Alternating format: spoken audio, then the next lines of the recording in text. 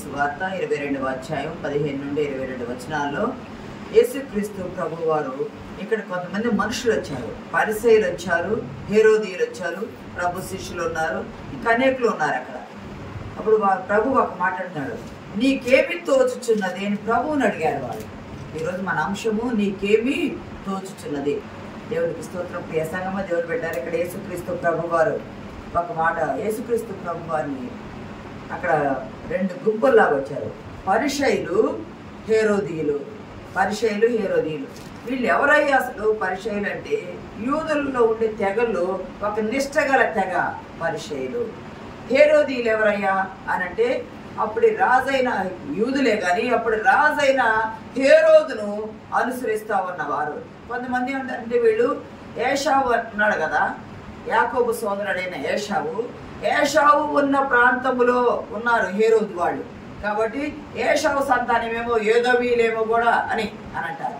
కానీ అయితే ఇక్కడ ఎవరయ్యా అంటే ఈ హేరోదీయులని ఎవరెవరైతే రోమా గవర్నమెంట్ కంటే ఈ హేరోదే మమ్మల్ని పాలన చేస్తే బాగుండని హేరోదును అనుసరించే వాళ్ళని హేరోదీయులని కూడా అన్నారు.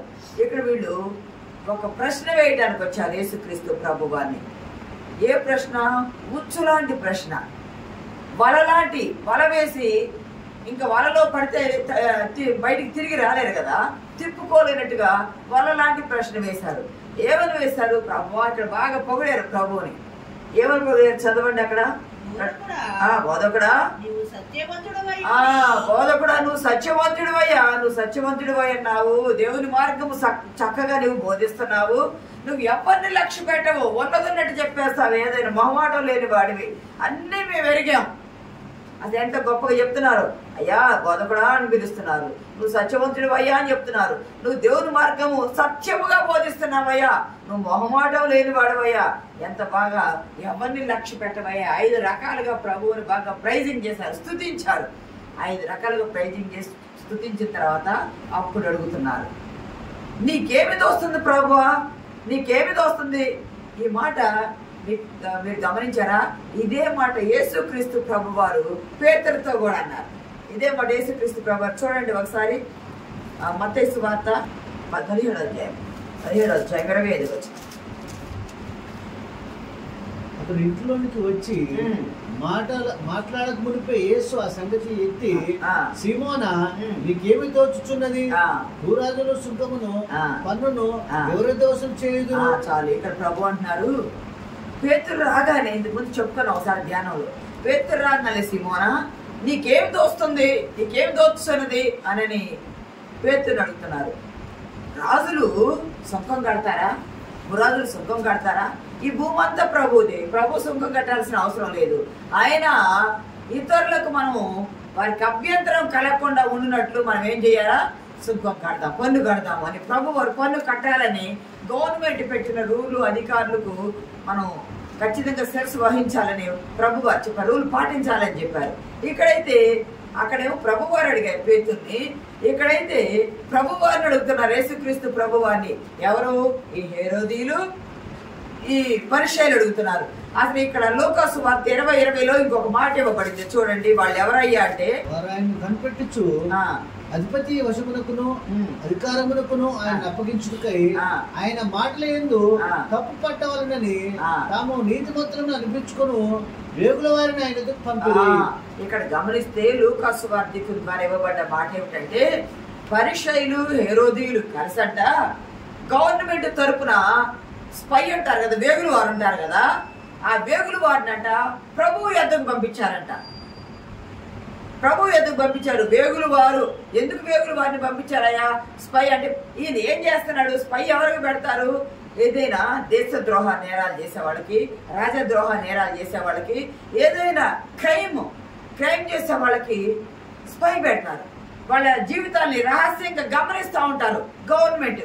ఎందుకయ్యా? పోలీస్ డిపార్ట్మెంట్ ఎందుకయ్యా అంటే ఎక్కడ ఏ అరాచకాలు జరగకుండా ఉండటానికి. ప్రభు వారు ఏ క్రైమ్ చేసేవారు కాదు కదా, కానీ వేగులు వారిని పంపించాడని లోకాసు వార్తికుడు రాశాడు. వేగులు వారిని పంపించడంలో ఉద్దేశం ఏమిటి అని అంటే, ప్రభు వారిని మాటల ద్వారా ఉచ్చుపెట్టే చిక్కు ప్రశ్నలు వేయాలి. చిక్కు ప్రశ్నలు వేయాలి. చిక్కు ప్రశ్నలు అక్కడ ఏం వేశారు? ప్రభువా నువ్వు గొప్పవాడవయ్యా, నువ్వు మొహమాటం లేని వాడవయ్యా, ఎవరిని లక్ష్య పెట్టవయ్యా, నువ్వు సత్యవంతుడవయ్యా, దేవుని మార్గం బోధిస్తున్నావయ్యా, ఇన్ని పొగిడాక అప్పుడు అన్నారు, ప్రభువా కైసరుకు పన్నిచ్చుట న్యాయమా కాదా? అసలు అన్ని ఇక్కడ 3 ప్రశ్నలు వేస్తారు చూడండి. నీకేమి తోచుతున్నది అని ఒక ప్రశ్న, కైసరుకు పన్నిచ్చుట న్యాయమా న్యాయమా అనేది ఒక ప్రశ్న, కాదా అనేది 3 ప్రశ్నలు. నీకేమి తోస్తుంది అని ప్రభుని ఒక ప్రశ్న వేశారు. వెంటనే ఆలస్యం లేకుండా ప్రభు సమాధానం చెప్పకముందే కైసరుకు పన్నిచ్చుట న్యాయమా ఇంకో 2వ ప్రశ్న వేశారు. 3వది కాదా. ఇప్పుడు ప్రభు వారి మీద ఒక వల వేస్తున్నారు, ప్రశ్నల వల. నేను మనం చెప్పుకున్నాం కదా, లేడి గాని పక్షి గాని వలలో పడితే అది ఆ ఉచ్చు నుండి బయటికి రాలేదు రీతిగా ప్రభు వారిని కూడా ప్రశ్నలు వల వేసి ఆయన్ని చిక్కుపార్చి ఆయన్ని ఇరికించాలని చూస్తున్నారు.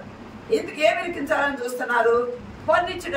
ఇక్కడ ఎవరెవరు ఉన్నారు? యూదులు ఉంటారు ఎప్పుడు ప్రభు పక్కన, శిష్యులు ఉంటారు, పరిసయ్యులు వచ్చారు, యూదులు తెగ, హెరోదీయులు కూడా వచ్చారు. ఇంతమంది ప్రభు వెంట ఉన్నప్పుడు ప్రభు చెప్పే మాట చాలా పవర్ఫుల్ గా ఉంటుంది. ప్రభు చెప్పే మాట ఏమవుద్దంటే వాళ్ళకి వెళ్ళిపోయింది.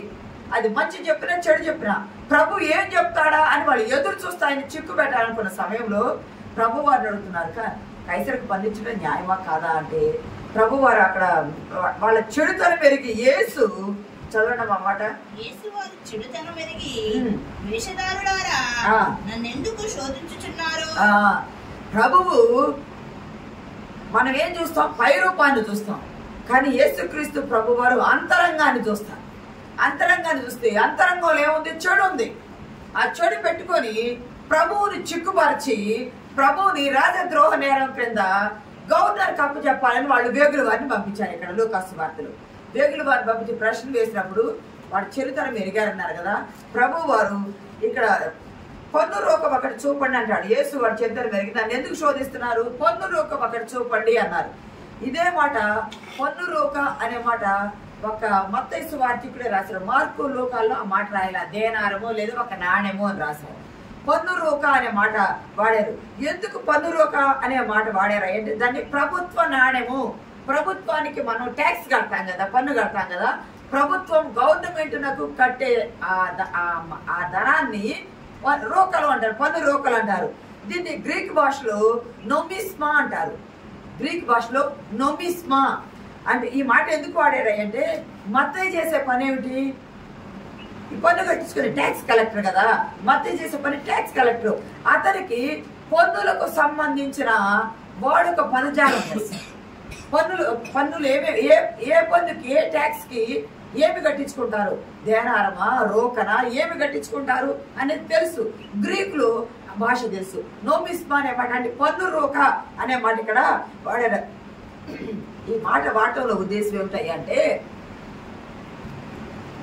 తను ట్యాక్స్ కలెక్టర్, తను మారి దేవుని ఎద్దకు వచ్చాడు. వాళ్ళు ఏ విధంగా ప్రభువుని అడుగుతున్నారు, ఏ భాషలో ఏ రీతిగా అడుగుతున్నారు, అడిగిన మాట పదజాలం ఏమిటో ఇక్కడ పన్ను రోక అనే మాట ఇవ్వబడింది. ప్రభు వారు పన్ను రోక చూపించండి, ప్రభు వారు పన్ను రోక చూపించండి అన్నప్పుడు వాళ్ళ చెడుతను మెరుగా మాట అడిగారు కదా. వాళ్ళు ఒక దేనారం తీసుకొచ్చి ప్రభువునకు చూపించారంట. ఒక దేనారం తీసుకొచ్చి ప్రభువునకు చూపించారు. ప్రియ సంగమాదేవుని వెళ్ళారా, ఎందుకు దేనారం తీసుకొచ్చారు? ఆ దేనారం ఏమిటంటే ఒక రోజు కూలి. మత్తయి సువార్త 20వ అధ్యాయము 9-10 వచనాల్లో చూడండి.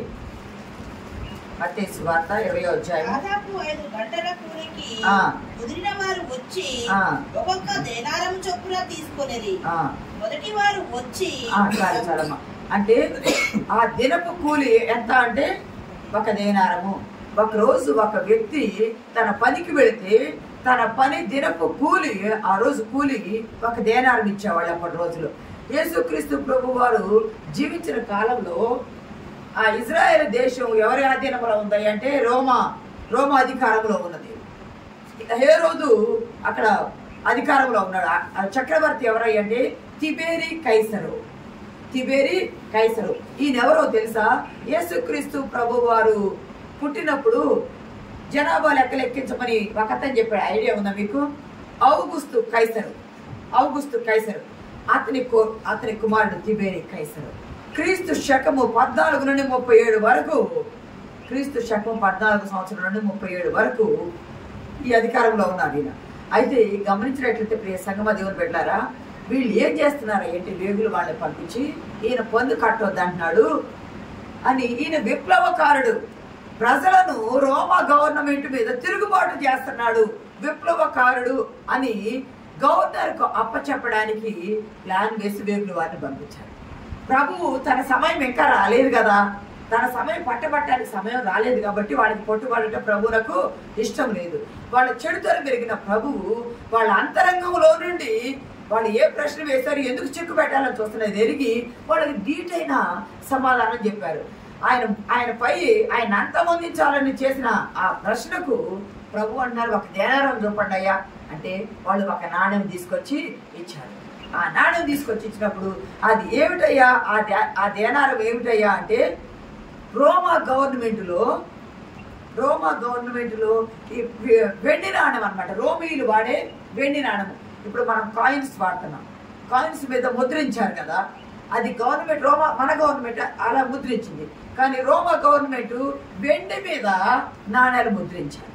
వెండి మీద దేనారం అంటే వెండి నాణ్యం, దాని మీద రోమా గవర్నమెంట్, దాని మీద ఏముంటాయి అంటే తిబెరీ కైసరు చక్రవర్తి బొమ్మ ఉంటుంది.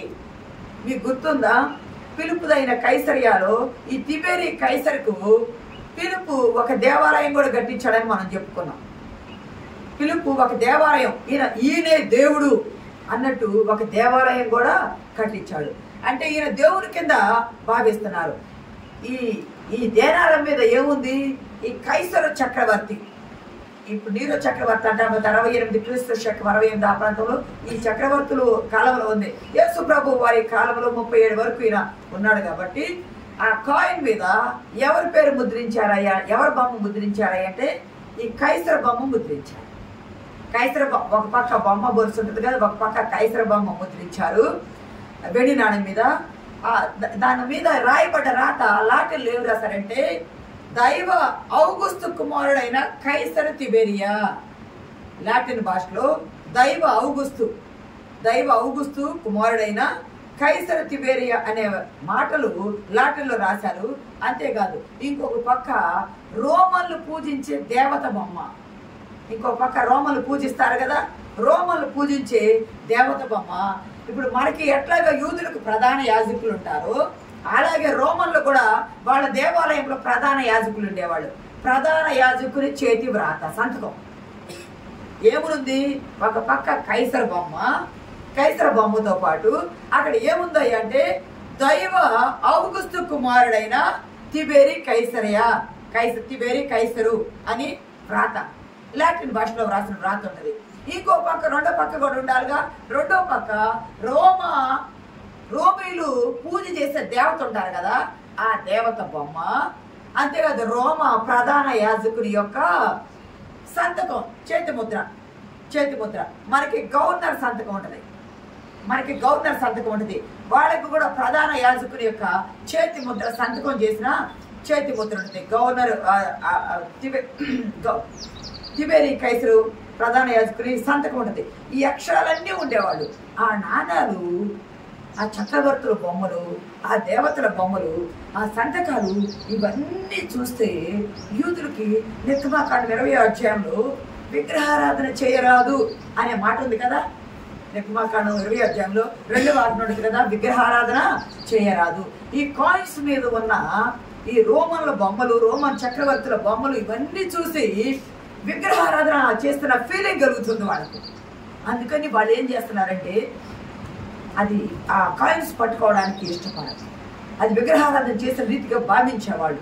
అందుకే యేసుక్రీస్తు ప్రభు వారు మీరు ఒక దేనారం చూపండి, ఒక పన్నులోక చూపండి అని మత్తయి సువార్తికుని భాష ప్రకారం రాసిన మాట ప్రకారం అడిగితే వాళ్ళు ఒక దేనారం తెచ్చి ఒక కాయిన్ తెచ్చి ఆయనకి ఇవ్వగా ప్రభు వారు ఆ కాయిన్ చూపించి దీన్ని చదవండి అక్కడ, ఈ రూపమును పై వ్రాతవి ఎవరు అని వారిని అడగగా వాళ్ళు ఆ దేనారం తెప్పించి ప్రభువు నాకు చూపించగా ప్రభు వారు అంటున్నారు ఈ రూపము, ఈ పై వ్రాత ఎవరిది, ప్రభువుని అడుగుతున్నాడు. ఆ పై రూపం ఎవరిది, కైసర్ది.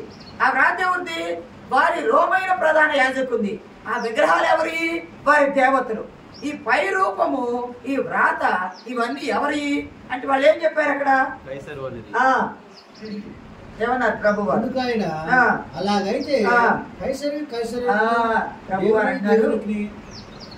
ప్రభు వారు అంటున్నారు, అయ్యా మీరు దేనారం తెచ్చారు, ఈ దేనారం మీద ఈ పై రూపం ఎవరిది? కైసర్ది. ఈ వ్రాత ఎవరిది? కైసరికి సంబంధించింది, వారి ప్రధాన యాజకులకు సంబంధించింది. అంటే ఇప్పుడు ఎవరి ఇంటి పేరు డాక్యుమెంట్లు, ఎవరి పొలం మీద డాక్యుమెంట్లు, ఎవరి ప్రాపర్టీ డాక్యుమెంట్లు వాళ్ళ మీద ఉంటే అవి ఎవరి వాళ్ళే, వాటి మీద వాళ్ళు ట్యాక్స్ కడతారు. ఇప్పుడు ఇక్కడ ఈ ఎవరి పేరు ఉంది? ఈ నాణ్యం ఎవరి పేరు ఉంది అంటే కైసర్ పేరు ఉంది. కైసరికి ఇవ్వండి అయ్యా, మీరు కైసరికి ఇవ్వండి అంటే కైసరికి ఇవ్వండి అన్న మాటకు అర్థం ఏంటంటే మీరు పన్ను కట్టాలా, కట్టండి. కైసరికి ఇచ్చి పన్ను కట్టండి. ఇక్కడ మనం జాగ్రత్తగా అర్థం చేసుకోవాల్సిన విషయం ఏమిటంటే రెండు రకాల డబ్బులు ఉన్నాయి. గుర్తుపెట్టుకోండి. ఒకటి రోమా గవర్నమెంట్, యేసుక్రీస్తు ప్రభు వారి కాలంలో ఉన్నది ఎవరు అంటే రోమన్ గవర్నమెంట్.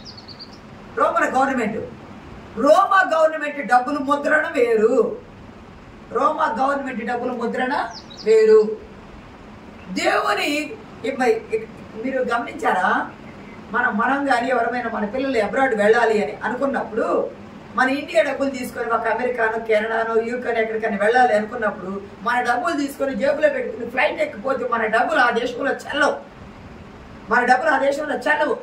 కారణం ఎందుకయ్యా అంటే హైదరాబాద్ థామస్ కుక్ దగ్గర ఎక్కడికి వెళ్ళి డబ్బులు ఏం చేస్తాం? ఎక్స్చేంజ్ చేసుకుంటాం.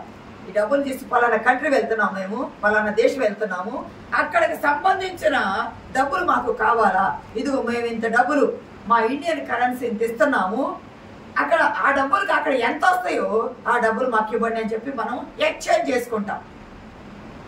డబ్బులు మార్చుకొని ఆ డబ్బు తీసుకొని మనం వేరే దేశం వెళ్ళినప్పుడు ఆ వేరే దేశంలో ఆ డబ్బులు వాడతాయి. ఏదైనా వస్తువులు కొన్నప్పుడు అక్కడ డబ్బులు ఇస్తే అవి చెల్లుతాయి, కానీ మన డబ్బులు ఇస్తే అక్కడ చెల్లవు. అట్లాగే అక్కడ పన్ను కట్టాలి అంటే రోమా గవర్నమెంట్ లో ఉన్నప్పుడు రోమా గవర్నమెంట్ డబ్బులు మాత్రమే పన్ను కట్టాలి, వేరే డబ్బులు పన్ను కట్టడానికి వీలు లేదు. మరి ఇక్కడ ప్రభు వారు ఏమన్నారు?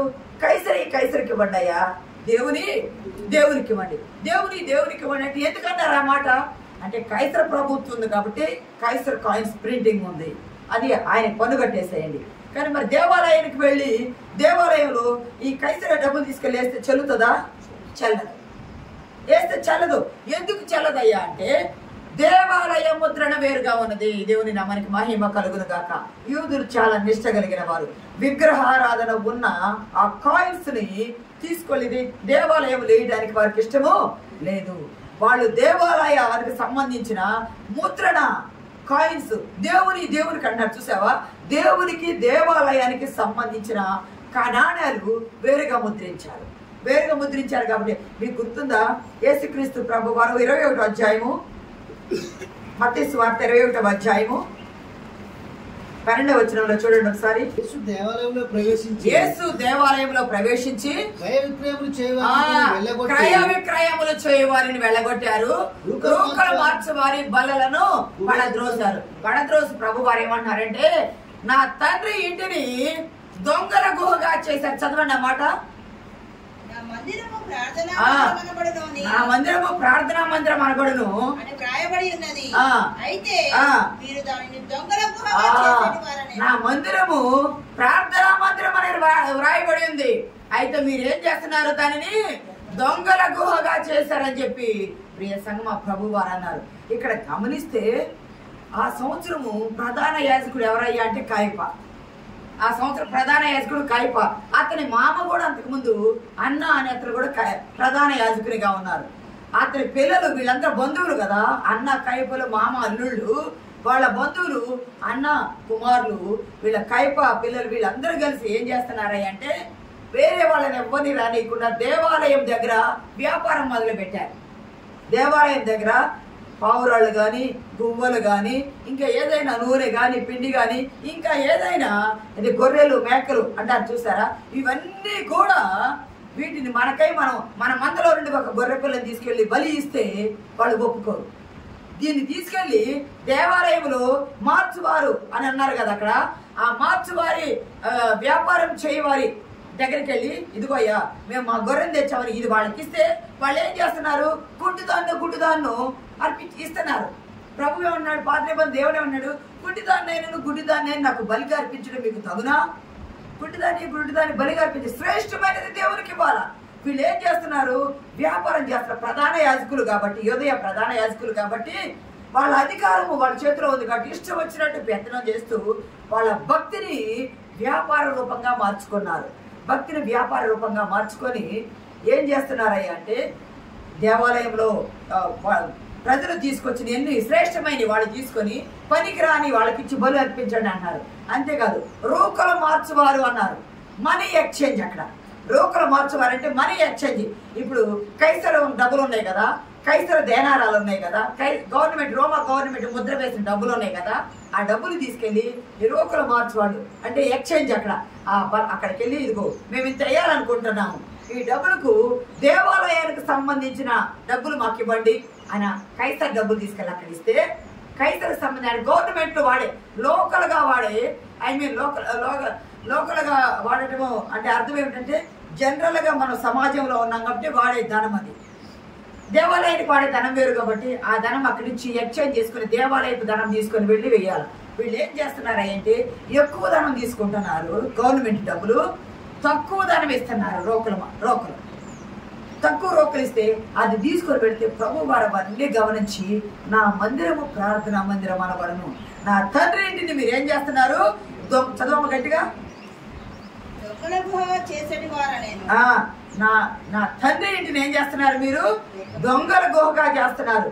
అందుకే వ్యాపారం చేయవారి బలలన్నీ పడదోసేశాడు ప్రభువారు కోపంతో. ప్రియ సంగమా, దేవుని బిడ్డలారా, అలా చేస్తూ ఉంటే ప్రభువారి అది పడదోసి ప్రభువారు అన్నారు, ఇక్కడ చెప్పబడిన మాటలో మీరు ఏమి ఇవ్వాలనుకుంటున్నారు?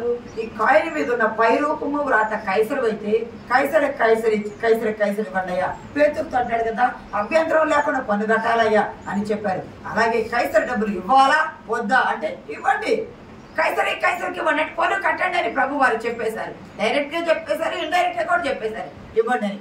దేవాలయం దేవునికి ఇవ్వండి, దేవుని నామానికి మహిమ కలుగును కాక, దేవునికి ఇవ్వండి అంటే దేవాలయం మీద కాయిన్ మీద దేవాలయపు నాణ్యం మీద ముద్రించిన దేవాలయాలకు సంబంధించి ముద్రించారు కాబట్టి మీరు దేవునికి ఇవ్వండి.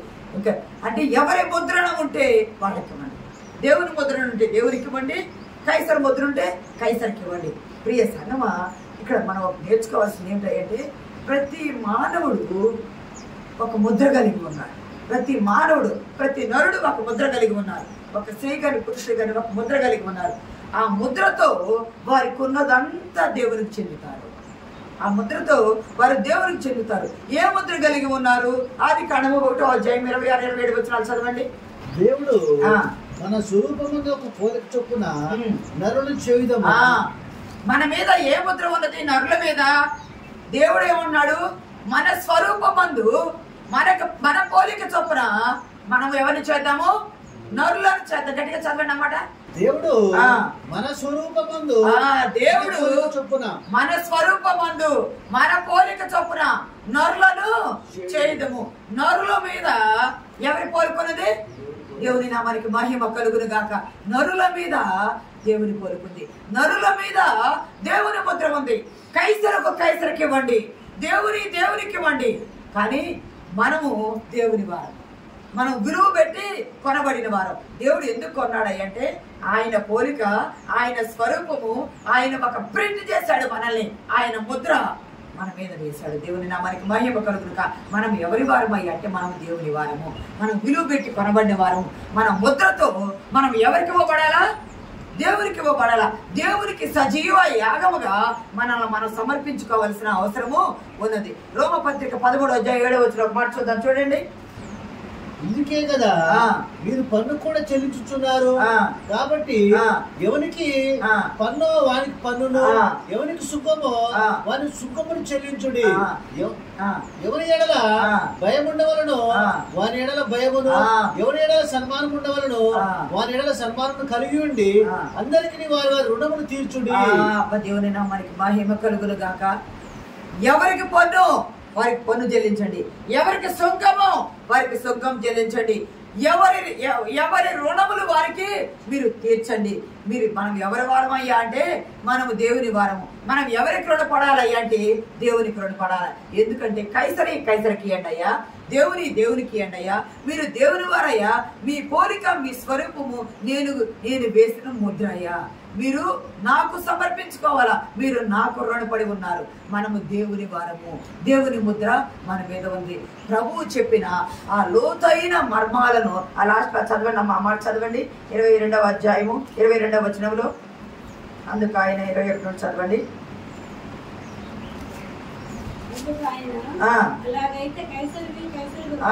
అలాగైతే కైసరికి ఇవ్వండి,